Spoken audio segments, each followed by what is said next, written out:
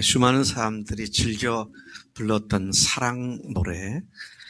여순 침례신학대학교 종교음악과의 교수였던 정두영 교수가 미국에서 살 때 작곡을 한 그런 찬송인데, 한국에서는 윤영주 씨가 불러가지고 사람들에게 이렇게 알려졌던 것을 보게 됩니다. 근데 안 믿는 사람도 너무 좋아하는 것 같아요.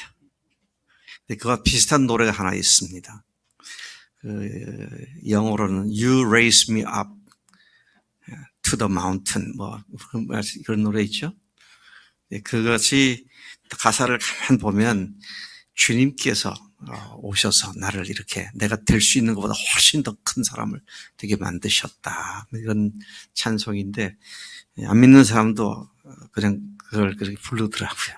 제가 그거 부르는 사람들 볼 때마다 그게 하나님인데 그렇게 생각이 들 때가 있습니다만, 지난 2주 동안 우리는 사랑이라는 키워드를 중심으로 설교 말씀을 들었습니다.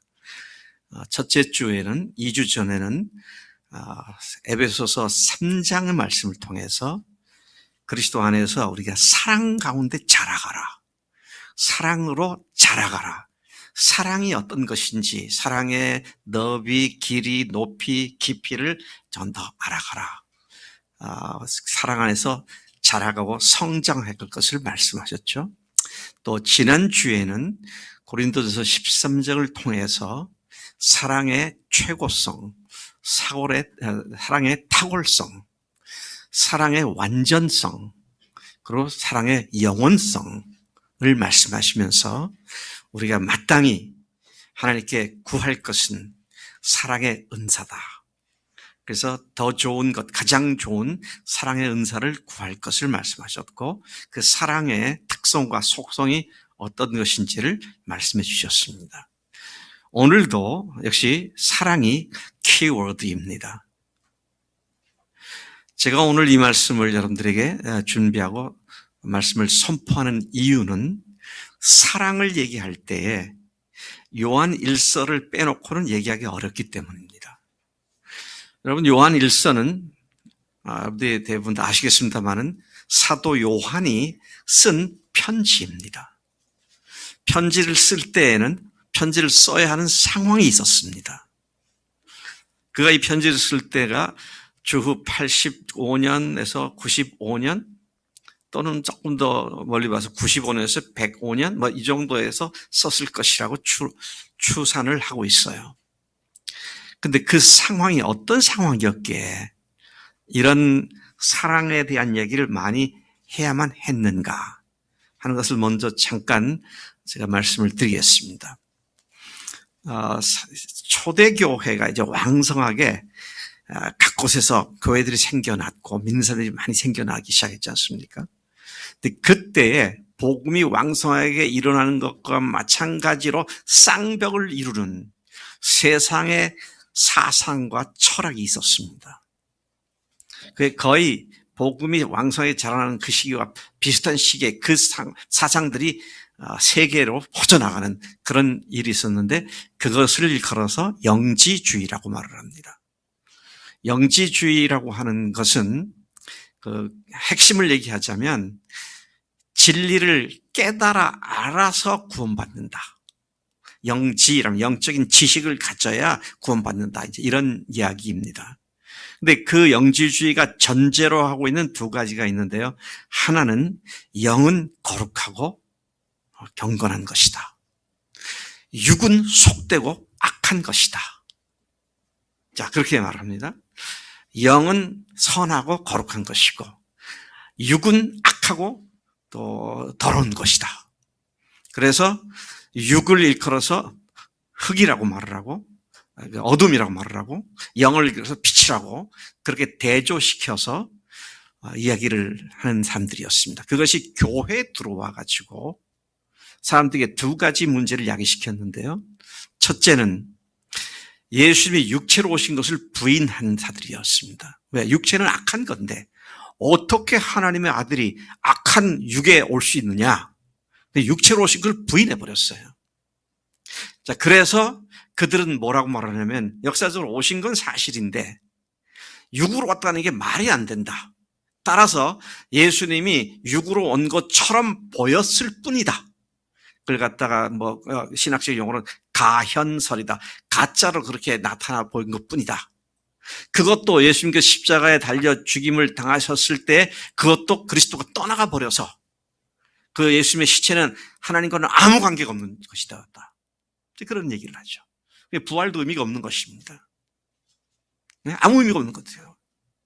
그러니 복음 자체에 정면적으로 부정을 하고 예수님이 육체로 오신 것을 부인하는, 그래서 이 말씀에 보면 예수께서 육체로 오신 것을 부인하는 영마다 악한 자에게 속한 것이다. 그런 말씀도 하게 되는 것입니다. 그래서 주님에 대한 기본적인 이해를 흐트러 놓고요. 두 번째는 아까 말한 것처럼 육은 어차피 악한 것이고 죄악된 것이다. 따라서 육신에 살면서 죄 짓는 건 어쩔 수 없는 것이다. 영적으로만 깨달으면 된다. 그래가지고 삶과 신앙을 완전히 분리시켜버린 겁니다. 그렇죠? 육으로 사는 것은 어차피 육이 더러운 것이고 악한 것이니까 그럴 수밖에 없고, 그런데 진리를 알게 되면 그 지식이, 그 진리에 대한 지식이 우리를 구원하기 때문에 그것이면 충분하다. 이런 완전히 삶과 신앙을 완전히 분리시켜버리는 그러한 모습이죠. 그래서 교인들 속에서 이런 영향을 받고 삶이 더러워지고 삶이 어두운 가운데로 다시 기어 들어가는 그런 사람들이 많이 있었기 때문에 그거 아니다. 하나님께 속한 사람들은 이런 삶으로 특징적이 나타나는다 하면서 두 가지를 이 서신서 얘기합니다. 첫째는 하나님의 사랑을 아는 사람들은 두 가지다 그랬잖아요. 첫째는 악한 더러운 삶을 살지 않는다. 거룩한 삶을 산다. 그런데 그것의 가장 아름다운 형태가 뭐냐? 형제를 사랑하는 사람으로 나타난다. 또 두 번째는 하나님과 그 안에 거해서 하나님과 내가 하나가 되어서 하나님과 깊은 사랑의 교제를 나누는 삶을 산다. 그래서 오늘 읽은 4장 7절부터 21절까지도 이런 말씀들이 반복해서 나오고 있는 것을 보게 됩니다. 그러니까 요약하자면 이런 말이죠. 자, 영지주의자들이 이런저런 얘기를 하는데 그들의 삶을 봐라. 과연 거룩한 삶이냐? 그들이 죄를 짓고도 어둠에 속해 있기 때문에 죄인 줄 모르고 그러지 않느냐? 그러니 너희들도 혹시 죄를 짓게 되면 빨리 자백해서 깨끗함을 받아야 한다. 지금 우리가 1장 말씀 잘 기억하시죠? 그런 맥락에서 지금 이야기하면서 하나님 안에서 거하는 삶에 대한 얘기. 근데 그렇게 하나님 안에서 거하는 삶은 하나님의 사랑을 아는 사람들이 사는 삶인데 그 사랑을 아는 사람들은 필연적으로 형제들을 사랑하게 된다. 그 얘기를 하고 있는 겁니다. 따라서 형제를 사랑하지 않는 사람은 하나님을 모르는 사람이다. 오늘 본문은 이제 그렇게 이야기가 전개되고 있는 것을 보게 되죠. 그래서 우리가 특히 서신서에 대해서는 어떤 상황에 무엇 때문에 이 편지를 썼는지를 이해를 하면 거기에 나오는 표현들이 왜 이런 말이 나왔고 이것이 오늘 우리에게 어떻게 적용되었는지 이것들을 비교적 의미 있게 잘 알 수가 있다라는 것입니다. 우리는 여기에서 사도 요한이 제시해주고 있는 악한 영에 속한 자에 대한 분별하는 방법 두 가지가 하나님 안에 거하는 것과 그리고 사랑하는 것이다. 그래서 여러분, 제가 어디서 얘기했는지 모르겠는데 우리 예배 시간에 얘기했는지 모르겠는데 제가 우리나라 현실에 대해서 굉장히 걱정을 많이 한 사람입니다. 다 걱정하겠지만 뭘 걱정하냐면요. 이념으로 둘이 딱 나눠져 가지고 싸우다 보니까 그냥 뭐든지 싸우자고 싸움거리 만들고 덤벼들잖아요. 거기에는 사랑이란 말이나 용서란 말이나 용납이란 말은 전혀 끼어들 자리가 없어요. 이거 심각한 문제입니다. 우리들의 마음에, 백성들, 우리 국민들의 마음에 사랑이나 용서나 화해나 용납이라는 것은 영원히 없어져 버릴 것 같은. 근데 오늘 바울이 영지주의가 바로 죄에 대해서 죄를 두려워할 줄 모르고 형제들을 사랑할 줄 모르고, 자, 이런 것들에 대해서 하나님께 속한 사람은 하나님의 사랑을 아는 사람인데, 하나님의 사랑을 아는 사람은 하나님 안에 거하면서, 그리고 형제를 사랑하는데 어느 정도로 사랑하느냐, 형제를 어느 정도 사랑하는 걸 얘기하느냐, 그건 목숨 걸고 사랑하는 것을 얘기하는 것입니다. 목숨 걸고 사랑하는 거예요. 우리는 사랑하면은 무조건 사람들에게 잘 대해주고 편하게 대해주고 나이스하게 대해주고, 그 사람과 좀 이렇게 어긋나지 않게 적당한 그 좋은 관계를 유지하는 그것을 위해서 거기다 플러스 좀 더 뭐 선한 걸 더해주고, 이런 식으로 생각하기 쉬운데요. 예, 많은 사람들이 그렇게 생각하죠. 근데 여기서 지금 말하고 있는 사랑은 뭡니까? 형제를 위해서 목숨을 버리는 그런 사랑을 말하고 있다는 것이죠. 여러분들 요한복음 3장 16절 유명한 구절이잖아요. 다 암송하시잖아요. 근데 희한하게 요한이 쓴 편지의 3장 16절도 유명한 구절입니다. 요한복음 3장 16절처럼 유명한 요한 1서 3장 16절 한번 더 찾아보시겠습니다. 오늘 4장이지만 그 앞장 3장 16절에 같이 읽어보겠습니다. 시작. 그가 우리를 위하여 목숨을 버리셨으니 우리가 이로써 사랑을 알고 우리도 형제를 위하여 목숨을 버리는 것이 마땅하니라. 그분이 우리를 목숨 걸고 사랑하셨기 때문에 우리도 형제를 위해서 목숨 걸고 사는 것이, 사랑하는 것이 마땅하다. 당연한 것이다. 자연스러운 것이다. 반드시 그렇게 돼야 할 것이다. 그렇게 말씀을 하고 있는 것이죠. 자, 오늘 우리가 이 말씀을 좀 더 깊이 들여다보면서 사랑에 관한, 사랑의 본질에 관한, 또 사랑의 동인, 그 근본 동적인 동력을 제시해 주는 것이 무엇인가, 이것들을 배우는 가운데 그 사랑으로 움직여지는 삶 가운데 깊이 들어가기를 축복합니다. 먼저 이 문단에서는 특이한 말씀을 2번씩이나 강조하십니다. 왜 특이하다고 그러냐면요, 하나님은 이러이러한 일을 하시는 분이시다, 이렇게 해주시는 분이시다, 그렇게 하지 않고요. God is love. 하나님은 사랑이시다. 그렇게 말씀하세요. 자, 8절을 가서 한번 읽어보겠습니다. 8절 다시 읽습니다. 시작. 사랑하지 아니하는 자는 하나님을 알지 못하나니 이는 하나님은 사랑이심이라. 16절에도 같은 표현이 나오는데요. 같이 읽습니다. 시작. 하나님이 우리를 사랑하시는 사랑을 우리가 알고 믿었노니 하나님은 사랑이시라. 사랑 안에 거하는 자는 하나님 안에 거하고 하나님도 그의 안에 거하시느니라. 그러니까 하나님과 사랑을 등식으로 얘기를 하고 있잖아요. God equal 뭐예요? love 그랬잖아요. 그러니까 하나님을 안다는 말은 사랑을 안다는 말이고요. 사랑을 안다는 말은 하나님을 안다는 말입니다.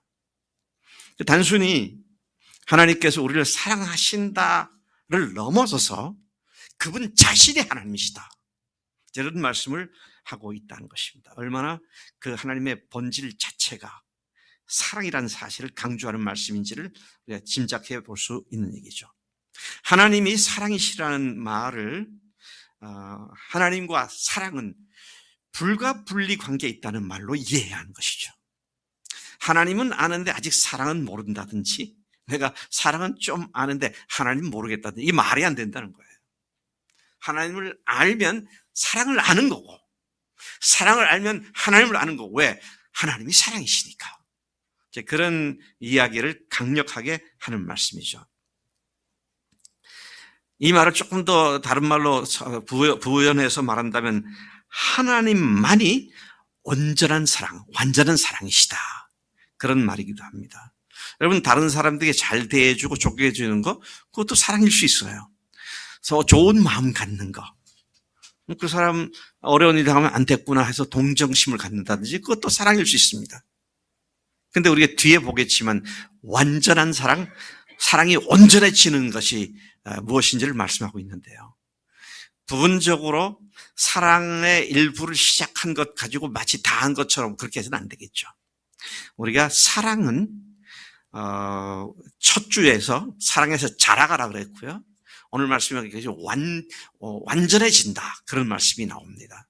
자, 그런데 다시 돌아가서 보면 하나님이 완전한 사랑이시란 말이고, 따라서 완전한 사랑은 오직 하나님께로부터 오는 것이다. 하나님만이 온전한 사랑의 근원이 되신다. 자, 그런 의미에서 우리가 수많은 소설과 대중가요와 수많은 노래들 이런 것들이, 작품들이 사랑을 많이 노래하고 논하잖아요.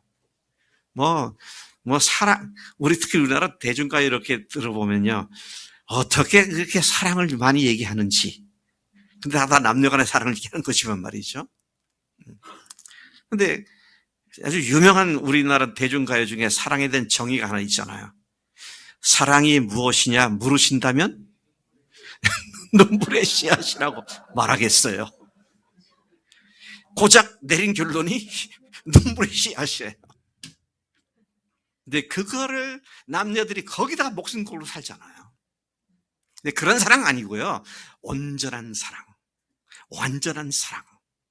자, 이것이 주님을 알 때, 근데 왜 그것이 가능하냐? 주님이 사랑이시니까.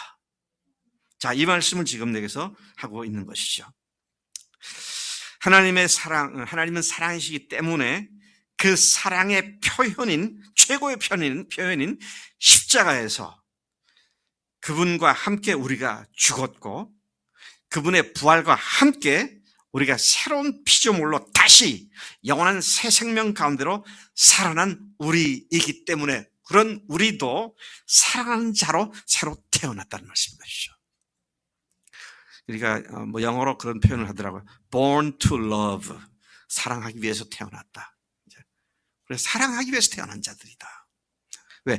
사랑의 하나님이 그분을 위해서 태어나게 하셨으니까 그분을 닮은 우리가 사랑하는 자로 태어난 것이다. 그런 표현을 여기서 그렇게 하고 있다고 믿어지는 것입니다. 그렇기 때문에 그분의 사랑 안에서 그 사랑으로 말미암아 그 사랑의 사람들로 태어난 그리스도인들 역시 사랑하는 삶을 사는 것이 뭐다? 마땅한 일이라는 것입니다. 그런데 어떻습니까? 사랑하라고, 특히 어떻게 사랑하라고 하셨어요? 하나님을 어떻게 사랑하라고? 목숨 걸고 사랑하라고 하셨고요. 이웃과 형제들을 어떻게 사랑하라고 하셨습니까? 목숨 걸고 사랑하라고 하셨잖아요. 그 말씀을 들을 때 할렐루야, 그렇게 살 수 있게 해주셔서 감사합니다, 그런 마음이 납니까? 또 그렇게 살아야겠다 그런 마음이 납니까? 아니면 반대로 왠가 무겁고 주눅이 듭니까? 후자일 경우가 많이 있죠.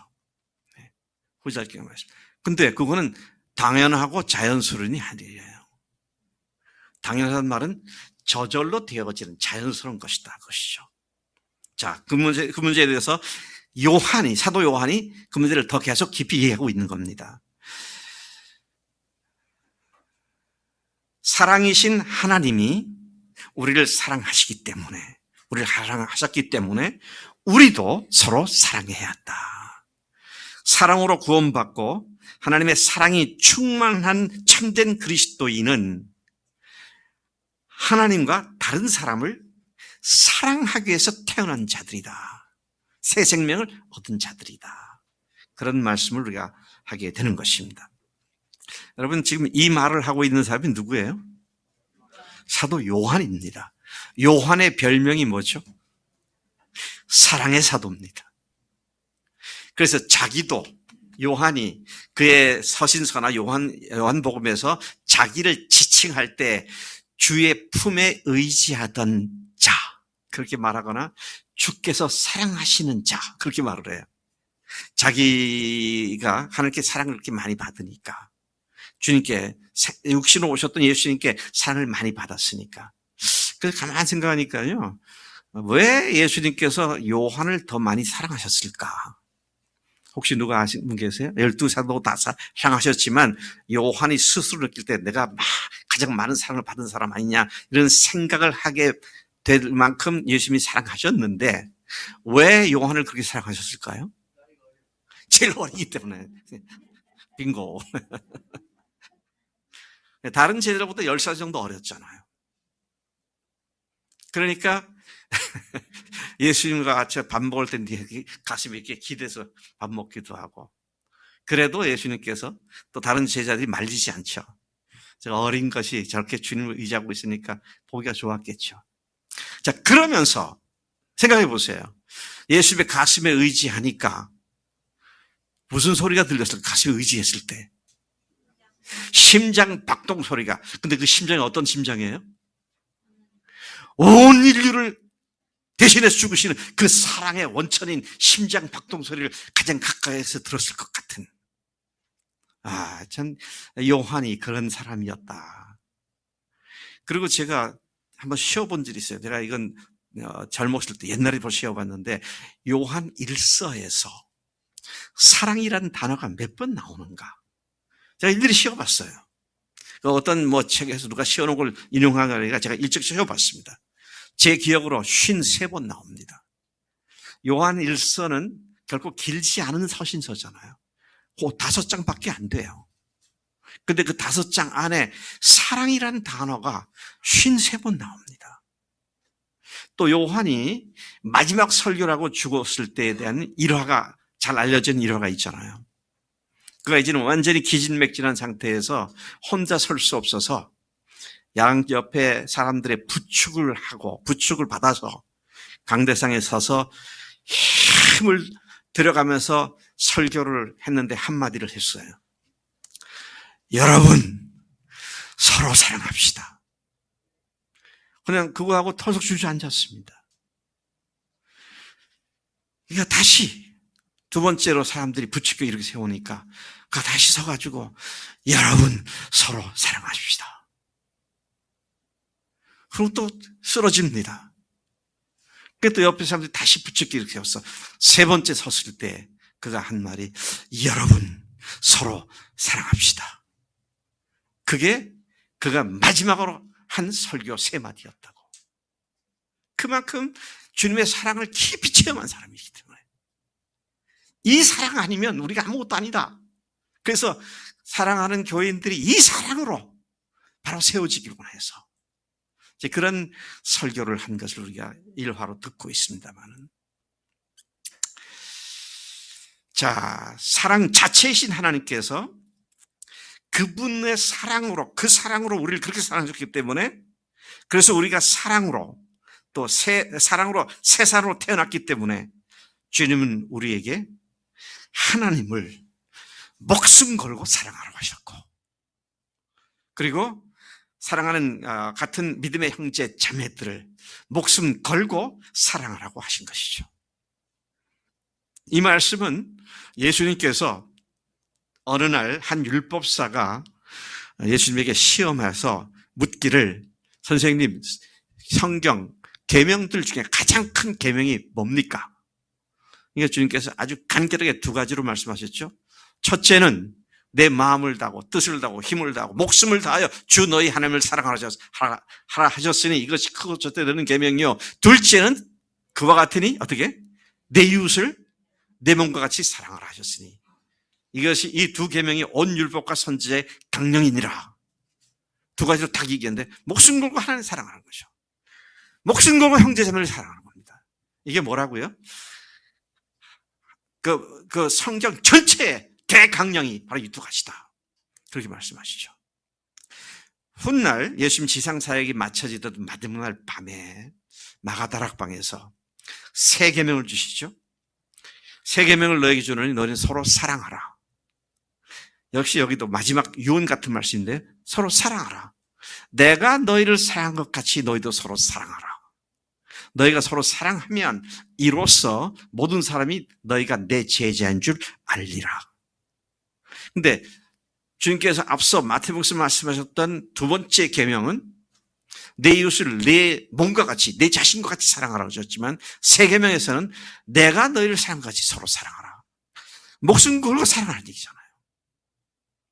자, 이게 사도 요한 자신이 주님의 사랑을 풍성히 받았기 때문에, 이걸 너무도 귀한 것을 알았기 때문에 끝까지 마지막까지 사랑하라고.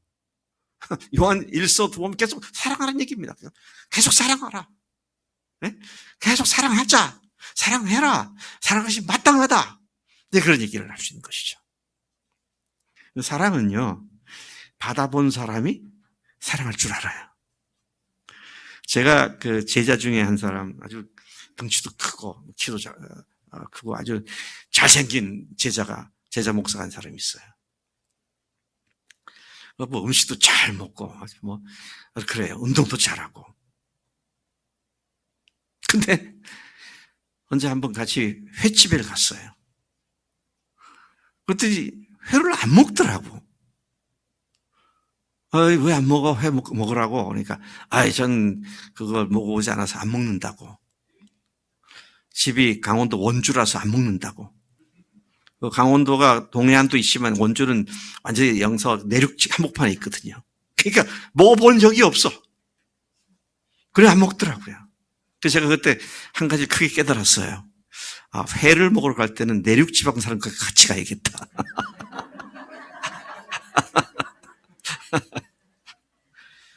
그게요. 음식도 먹어본 사람이 먹어요. 사랑도 사랑을 아는 사람이 사랑할 수 있죠. 근데 오늘 요한이 뭘 얘기하십니까? 주님의 사랑이 얼마나 큰 거냐는 거예요. 보라, 어떠한 사랑으로 우리를 사랑하셨는고. 그렇게 하면서 그 사랑을 받은 사람, 그 사랑을 아는 사람이 곧 하나님을 아는 사람이고, 하나님을 아는 사랑은 그 사랑을 할 수밖에 없는 그런 상태에 있다. 마땅하다. 그렇게 말씀을 하고 있는 것이죠.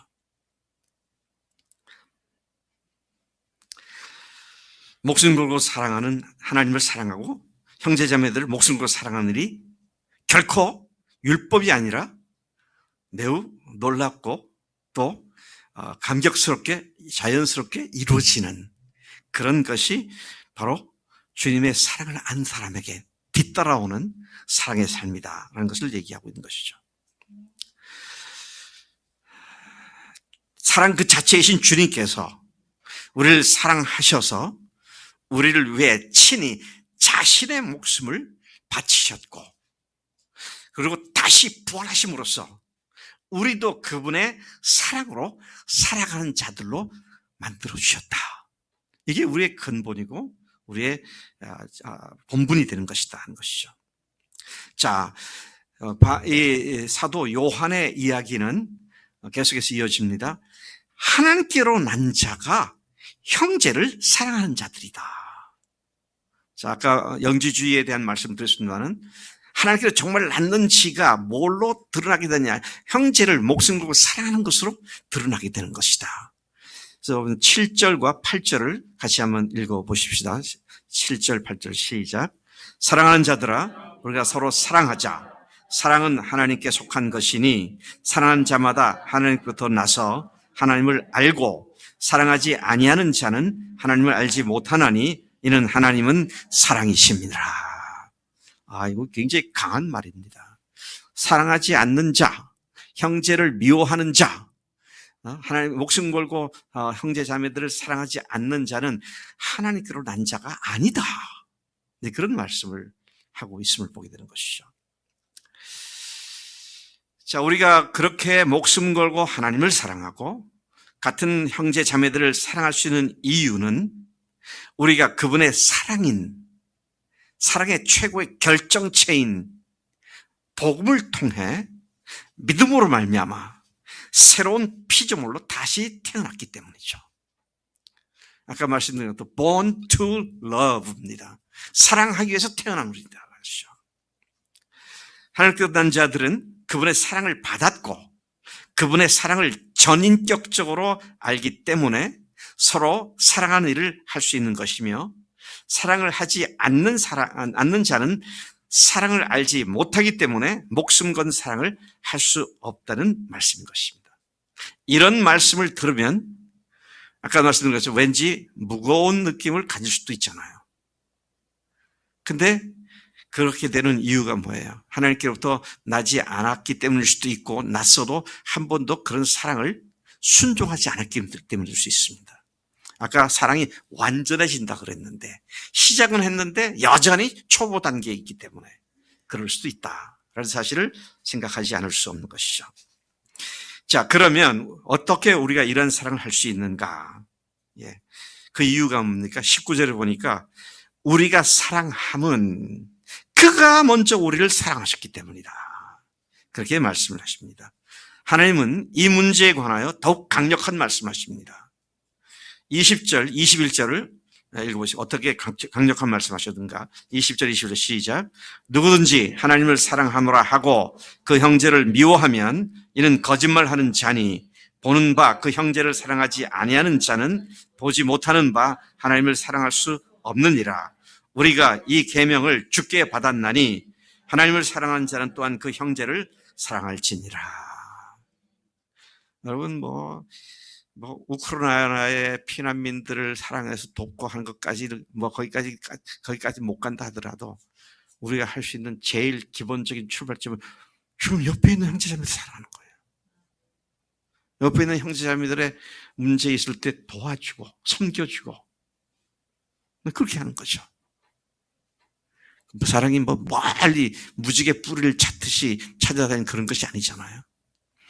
지금 우리에게 형제 자매를 주셨는데 하늘 가족을 주셨는데 어떻게든지 섬기려고 그러고 도우려고 그러고 그런 것들이 마땅한 일이다. 아주 작게는 그런 일이죠. 근데 한 가지 물어봅시다. 여러분들 다른 사람들을 사랑하는 데서 최고의 사랑이 뭘까요? 그러면 이제 목숨 걸고 사랑하는 거다 이제 그렇게 나올 텐데 최고의 사랑의 열매가 뭘까요? 그에게 그 영혼을 주님께로 인도하는 겁니다. 주님께 인도된 영혼이 주님 안에서 잘 성장하도록 돌보는 일이죠. 내가 눈앞에 딱 보이니까 얘기를 좀 해. 안현자 자매가 참 그런 그 사랑을 잘하는 것 같아. 그냥 옛날 가르쳤던 애들부터 학부모부터 애들 안잠에 걸렸다 그러면 계속 그 영혼을 돌보는 일에서 누구도 쉽게 빠져나갈 수 없어. 아이, 너무 귀한 일이죠. 자, 사랑한다는 것이 정말 귀한 것인데 가장 귀한 사랑의 열매가 뭐냐고 할 때 영혼들을 주 앞에 인도하고 그들이 바로 설 수 있도록 도와주는 자, 이런 것들이죠. 주님께서 우리를 사랑하셨기 때문에 죽으셨고 죽으신 뒤에 부활하셨는데 그렇게 한 이유가 우리를 구원하셔서 하나님 나라의 사람으로 세우시기 위해서 그렇게 하셨잖아요. 근데 사랑하는 일 자체로 끝나면 안 됩니다. 사랑하는 일을 통해서 그가 주님께로 돌아올 수 있도록 돕는 데까지 나아가는 것을 얘기하는 것이죠. 자, 그렇게 살다 보면 형제들, 자매들 간에 또 좀 투닥거리는 것도 생겨요. 그렇죠? 제일 잘 싸우는 사람들이 어떤 사람들일까요? 삶에서 자주 부딪혀서 싸우는 사람들이 누구예요? 부부예요.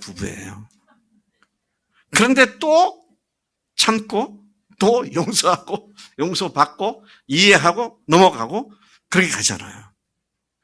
근데 교회에서도, 나에 대해서 이렇게 할 수 있어? 이렇게 생각해서, 그렇게 미운 마음을 계속 갖는다면 그건 아니지. 그래서 정말 우리를 위하여 목숨을 버리셨으니 우리가 이로써 사랑을 알고 우리도 형제를 위해 목숨을 버리는 것이 마땅하다. 이거 우리 할 수 있어 없어요? 할 수 있을까 없을까요? 우리는 못하는데 어떻게 합니까? 그분의 사랑에 더 깊이 빠져 들어갈수록 그 사랑이 우리를 갖다가 움직이도록 성령께서 역사하신 줄로 믿습니다. 사람이 참 묘한 거예요. 사랑하는 마음이 생겼다가도요, 사랑하지 않는 마음이 한순간에 생겨날 수도 있어요. 근데 그 마음은 내가 마음대로 주장을 못해요. 근데 우리 마음을 주장하시는 분이 누구예요? 성령 하나님이십니다.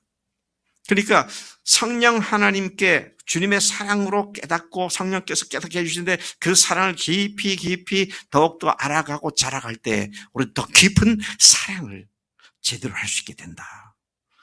그래서 우리는 다시 말씀드립니다. 뭘 위해서 태어났다고요? 사랑하기 위해서 태어난 사람들이다. 이게 우리 근본 스타팅 포인트가 출발점이 바로 이것이다라는 것을 얘기하게 되는 것이죠. 그런데 하나님께서 그 사랑을 우리에게 나타내 보이셨잖아요.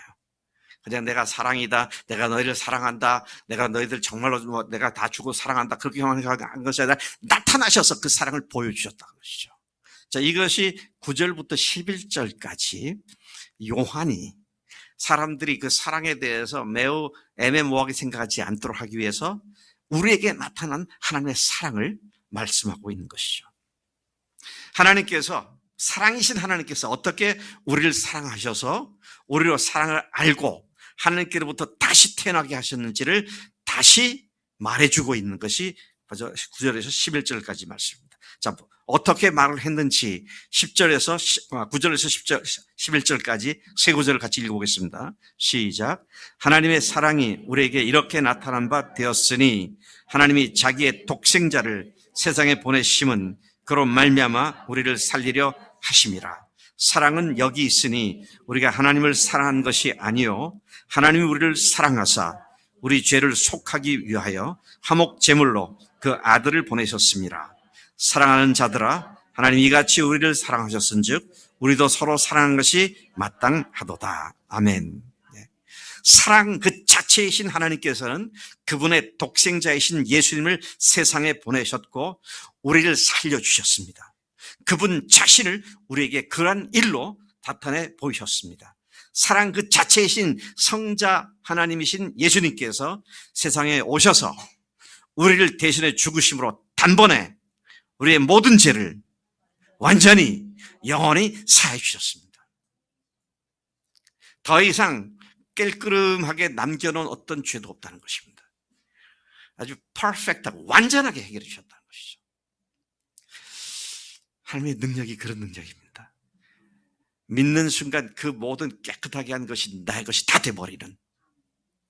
저는 겨울철이 되면 이런 현상을 자주 이렇게 확인하곤 합니다. 새벽에 이제 일어나서 교회를 나오려고, 새벽 기도를 나오려고 나오는데, 밤새 눈이 온 세상을 하얗게 덮잖아요. 그래서 세종시부터 대전시까지 오면서 눈길을 차를 몰고 옵니다. 근데 모든 게 다 하얗잖아요. 화가들을 총동원하고 세상에 있는 모든 물감이나 하얀 거 다 동원해갖고 세종시와 대전시를 하얗게 만들려면 그거 가능하겠어요? 하나님께서 하루 저녁에 몇 시간 눈을 보내갖고 다 덮어버리시더라고요. 제가 신학생일 때 회덕 있잖아요, 회덕. 아마 서민아 자매님은 잘 알 것 같아요. 거기에 가면은 3표 구공탄 공장이 있었어요. 그 국도변에요, 신천지 가는 쪽에. 그러면 산더미 같이 검은 연탄 산토리 쌓아놓고 거기에 이제 19자리 구멍 이제 만든 그 연탄을 찍어내잖아요. 근데 어느 날 눈 덮인 날 그리 지나가는데 새까만 연탄이 완전히 하얗게 덮였더라고. 그래서 제가 그때 깨달은 게, 까만 연탄 위에도 하얀 눈이 내리는구나. 너무 신기하더라고. 저 까만 걸 다 덮어버렸어요. 이게 하나님의 능력인데, 그것처럼, 그보다 더, 우리의 모든 더러운 죄악들을 그분의 십자가의 보혈로 완전히 영원히 다 해결해 주셨기 때문에, 어떤 해결되지 않은 미진한 것도 남아있지 않기 때문에, 그런 사랑을 받은 우리가 되어서. 근데 그걸로 끝난 것이 아니라, 왜 어떻게 하셨어요? 이것이 하나님으로서 그렇게 하셨다는 사실을 확증해 주시는 부활로 말미암아. 우리가 때로는 우리가 믿는다고 하지만 연약해질 때라도 다시 부활을 생각하면 주님께서 죽으셨을 뿐만 아니라 다시 살아나셔서 믿을 수 있는 증거를 주셨지. 이리로 돌아가면 또 우리가 주먹을 불끈 쥐고 일어나게 되잖아요. 여러분, 주님의 사랑을 또 확인하고 또 확인하게 되는 가장 중요한 뭐라 그럴까요? 그 스프링보드라 그러죠. 영어로 스프링보드. 뜀틀?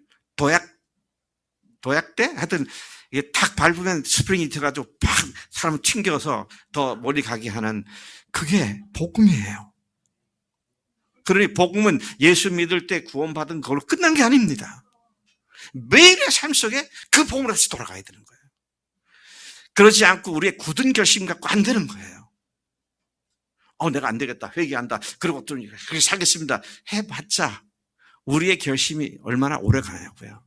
근데 그럴 때마다 우리를 영적으로 다시 이렇게 세우는 스프링보드 같은 이 복음의 도약대에 딱 발을 딛고 오뚜기처럼 벌떡 일어나서 다시 앞으로 달려가는 그런 삶이 주님을 사랑하게 하는 삶의 근본 원동력이 되는 줄로 믿습니다. 여러분, 그래서 우리가 이 복음은 죽을 때까지 또 아니 영원히 주님 나라까지도 이 복음을 찬양하게 되는 거고요. 복음의 주님이신 주님을 영원히 찬양하게 되는 그런 삶을 살게 된다는 것이죠. 참 놀랍습니다. 한순간에 온 세계가 하얗게 덮이는 것처럼 예수님을 주인으로 시인하게 될 때 그 순간 그 모든 것이 우리에게 다 이루어진다. 아무리 생각해도 놀라지 않을 수가 없는 일이죠. 요한이 4장 14, 15절에서 아버지가 아들을 세상의 구주로 보내신 것을 우리가 보았고 또 증언하노니 누구든지 예수를 하나님의 아들이라 시인하면 하나님이 그의 안에 거하시고 그도 하나님 안에 거하시느니라. 삼위일체 하나님이신 부활하신 예수님이 성자 하나님이심을 마음으로 믿고 입으로 시인하는 그 한 가지로 말미암아 그 모든 죄가 완전히 영원히 다 사해지는 그 복이 우리에게 한순간에 임하는 줄로 믿습니다. 참 놀라운 일이 아닐 수가 없다는 것이죠. 네. 그래서 여러분, 우리가 넘어질 수가 있어요. 또 가다가 늘 넘어지지요. 넘어지는데 그럴 때 넘어져가지고 내가 출발을 잘 했나 못했나 구원 받았나 이런 것에 대해서는 더 이상 얘기할 게 없죠. 일어나서 그냥 회개하고 달려가면 되는 건데 말이죠.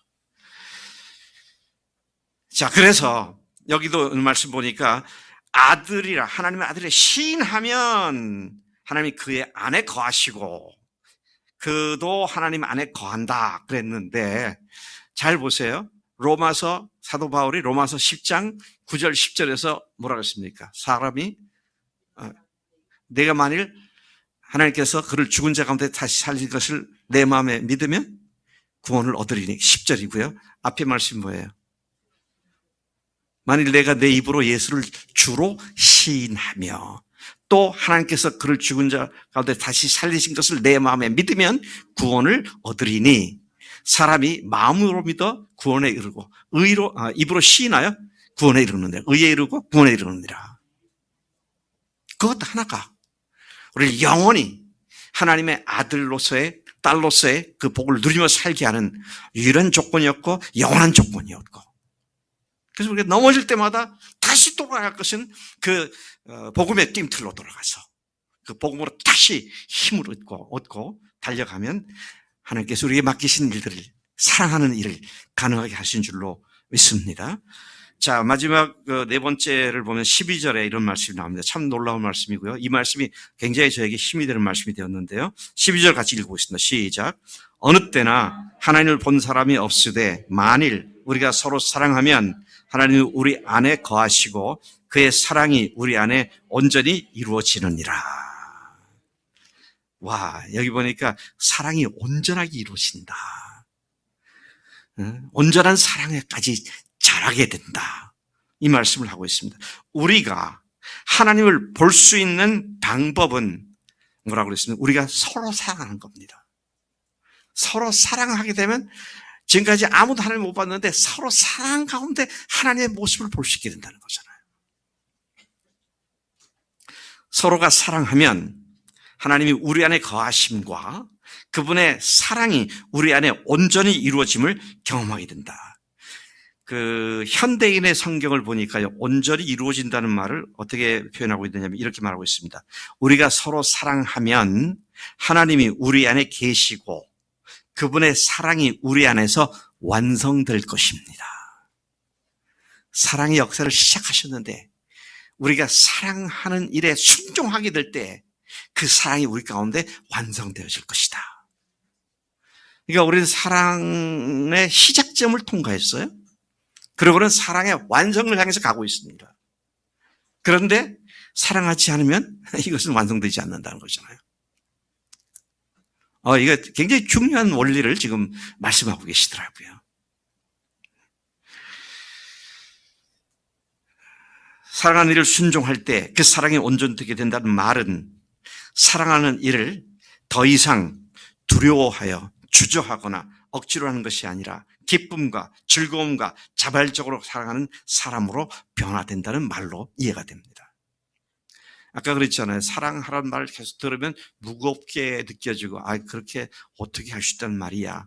이런 생각이 들 수가 있는데 실제로 사랑하는 일에 순종을 하게 되면 이것이 가능한 것이었구나 하는 것을 알게 되고 그 사랑으로 말미암아 더 큰 주님의 사랑을 알게 되고 경험하게 되고 그래서 그 사랑이 완성되어진다. 이런 원리를 말씀하고 있는 것이죠. 사랑하는 일을 순종할 때 그 사랑이 온전하게 된다는 말은 사랑하는 일을 더 이상 두려워하거나 억지로 하지 않는 것이다. 기쁨으로 하게 되는 것이다. 그런 말씀인 것이죠. 18절 말씀에 우리가 그 말씀이 다시 반복되고 있습니다. 18절 말씀 보시면 사랑 안에 두려움이 없고 온전한 사랑이 두려움을 내쫓나니 두려움에는 형벌이 있음이라. 두려워하는 자는 사랑 안에서 온전히 이루지 못하였느니라. 누구를 사랑하는데 두려워서 못할 때가 많잖아요.